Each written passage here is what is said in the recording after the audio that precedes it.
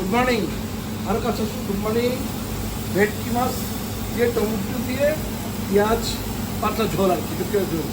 তো ভেটকি মাছটা প্রথমে আদা রসুন লেবু আর হলুদ মরিচ দিয়ে মেরিনেশন করে ভাজি করে নিয়ে আসে নিয়ে আমি এই যে আমি দেখাই, এখানে দেখাও কাঁচামরিচ পেঁয়াজ টমেটো হলুদ আর লবণ আর কিচ্ছু না।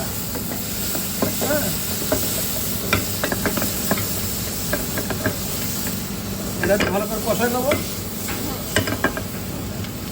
এই কষা হয়ে গেল, এখন আমি একটু অর্ডার দেবো।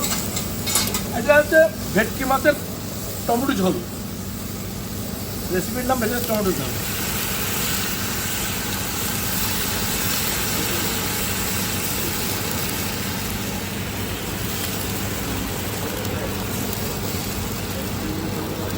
আমরা এখানে স্টোভ ওয়াটার করি, স্টোভ ওয়াটারের সঙ্গে রান্না করি সাদা পানিতে না, আর সবসময় গরম গরম পানি ইউজ করি।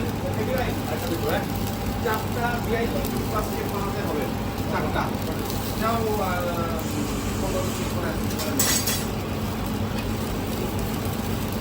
Our shell is cooking here, very delicious.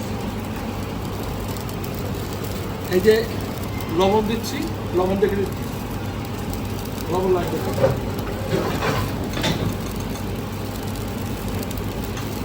একটু সামান্য চুলা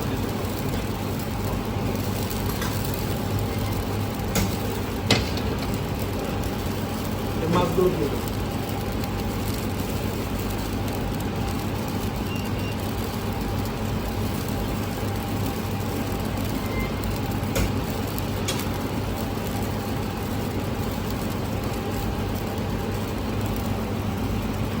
আমি যেটা গোসল করব সেটা হচ্ছে এখানে একটু পেঁয়াজ কাঁচামরিচ সরিষার জিরা আছে বাটা। তো আমি করবো কি, এইটার ভিতরে এটা তো পাতলা ঝোল, এটার ভিতরে আমি একটু সামান্য দিয়ে দেবো শুধুমাত্র ফ্লেভারের জন্য। এটা একটা মারাত্মক টেক্সচার ফ্লেভার আসে। ব্যাস ব্যাস, আর কিছু না।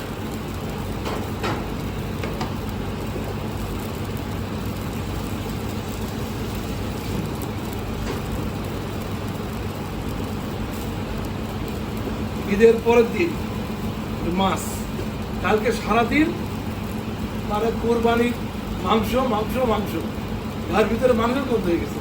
আজকে একটু ভেটকি মাছ, এটা এই ভেটকিটা অনেক বড় ভেটকি ছিল, 5 কেজি ওজনের। সেই ভেটকিটা ফিলে, এটাকে আমরা বলি কাটা থেকে এবং চামড়া থেকে শুধু মাংস ছড়াই নিয়ে, এটাকে আমরা বলি ফিলে করা, ফিলে করা।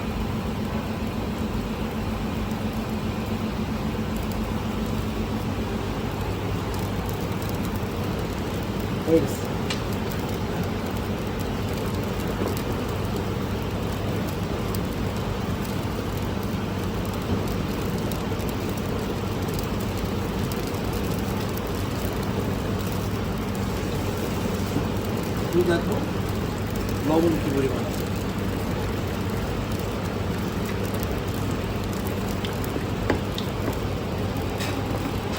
হয়ে গেছে।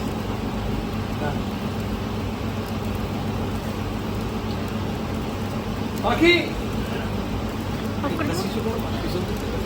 পাখি ইয়ে করো, বিলুন দিতে দাও, ইয়ে করো, সরিষার তেল দাও, সরিষার তেল একটু ধনে পাতা এটা দাও,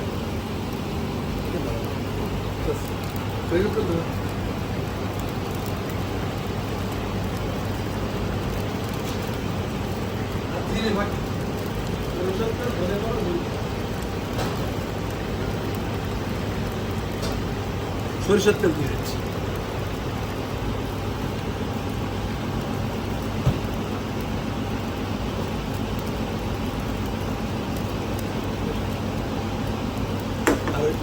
জিরে ভাজা হয়ে গেছে। ঝোল পাতলা ঝোল হবে, ঝাল ঝোল আর কি। এটা জিরে ভাজা বাকি দেওয়া আছে। এটাতে ভাত, সাদা ভাত,